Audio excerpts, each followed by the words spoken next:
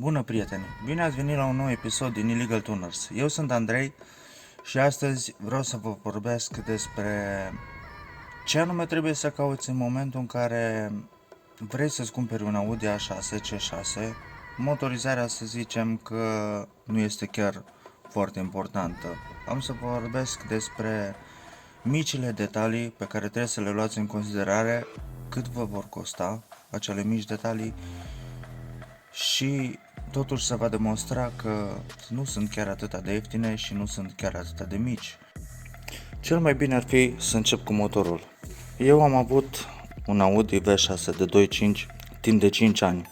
Deci, în mare parte, știam exact cum trebuie să se audă motorul, pentru că acesta este un motor tot V6, știam ce probleme am avut cu celălalt. În primă fază, scurgerile de ulei. Dacă motorul nu este spălat, și la mine nu este spălat, nu ar trebui să aibă pe margini nicio scurgere. Dacă motorul are pe margini scurgere, de aici pot apărea probleme. De obicei sunt garnituri, nu sunt piese foarte costisitoare, doar că manopera este costisitoare și vă pot aduce alte probleme. De exemplu, eu de la o garnitură de 20 de lei la celălalt Audi aveam probleme cu ceva scurgere de ulei și acea scurgere de ulei îmi înfunda, îmi îmbâxea electromotorul și alternatorul la mașină și odată pe an trebuiau date jos, curățate. La câteva luni după ce le curățam și le schimbam cărbunii, începeau din nou să curgă ulei în ele, începea din nou să se înfunde, începea din nou să am o pornire mai greaua la mașină și într-un final am vândut mașina din această cauză. Problema cu garnitura aceea de 20 de lei era faptul că, fiind quattro, nu avea acces de sub mașină la acea garnitură. Asta însemna că trebuia desfăcut motorul din suporți, ridicat în sus, schimbată garnitura și pus înapoi jos. Majoritatea mecanicilor mi-au cerut pe manoperă de la 1000-1400 de lei în sus. Un singur mecanic l-am găsit în Arad, care mi-a zis că va încerca să schimbe garnitura fără să ridice motorul pe suporți și că acea manoperă va fi undeva la 400 de lei, dar dacă va trebui să ridice motorul din suporți, atunci va fi 300 de euro. Din păcate, a trebuit să mă mut din Arad și nu am mai reușit să mă duc la mecanicul respectiv. Am venit la niște cunoștințe care tot așa mi-au cerut de la 300 de euro în sus. Pentru mine, având în vedere că m-am gândit să scot mașina la vânzare, a fost o problemă. Am preferat să nu schimb garnitura aceea pentru că pentru mine erau 400 de euro, să zicem, pierduți, bani pierduți. Oricum, mașina am vândut-o cu mult sub valoarea ei, la cât a fost de întreținută și de îngrijită și la câți bani am băgat eu în ea, am vândut-o cu mult sub valoarea ei. Am terminat cu motorul nu are probleme, la mine nu a avut probleme, am pus și testul pe ea. Din fericire, pe acest model, cam tot ce ține de motor are senzori. Deci dacă are ceva, vreo eroare, le găsești în VCDS. Obligatoriu, orice ar fi, trebuie mers cu mașina asta înainte de cumpărare la un tester profesional, nu la orice laptop cu mufă, nu.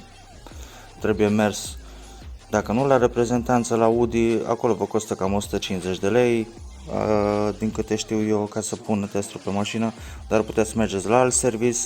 Eu am fost la un service la un băiat care are un tester de 1000 de euro și m-a costat 50 de lei să-mi pună testul pe mașină, pe motor și pe cutie nu am avut nicio problemă. Capacul de la motor, când am cumpărat mașina, a venit cu o fisură undeva pe aici și venea până pe aici. Era aproape din două bucăți.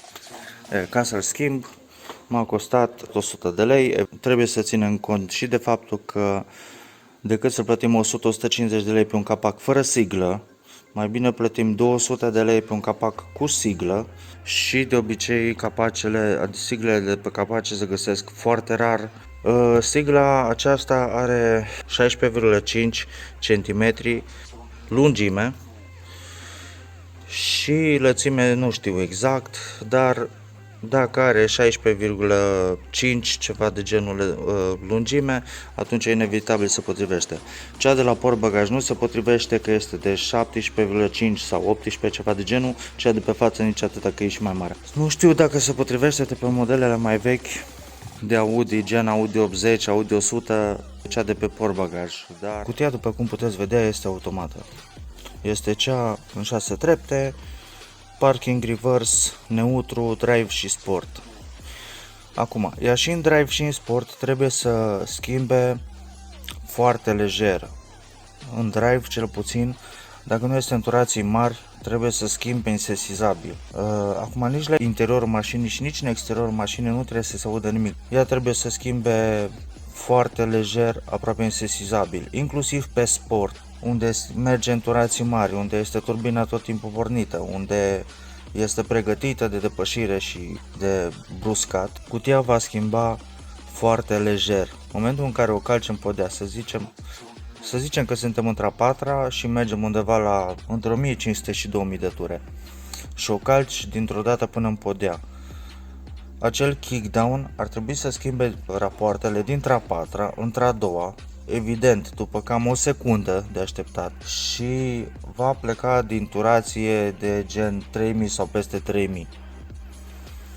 Dacă are întârziere, dacă nu schimbă, dacă în momentul în care o calci, eu știu, se aprinde în bord pomul de Crăciun, da, tati, ai o problemă, ori cu motorul, ori cu cutie, ori cu ambele.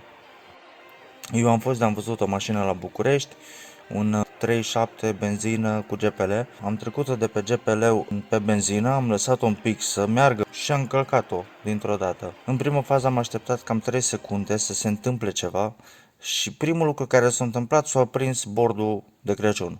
După aceea am lăsat piciorul de pe accelerație, am mai dat o dată și abia atunci a schimbat în treaptă inferioară și a plecat mașina de pe loc. Dar degeaba, era prea târziu, era deja check engine pornit. Dar mi-am dat seama că mașina are o problemă la cutie sau la motor sau la ambele și chestiile astea sunt foarte scumpe pentru că trebuie mers în servisuri profesionale care au o manuperă foarte mare. Să trecem la grilă. La mine a venit cu grilă de S6 pentru că are bara de S6 pe față. Mie mi-a plăcut foarte mult mașina, mi-a plăcut foarte mult bara. Acum, mașina mea a fost lovită în față.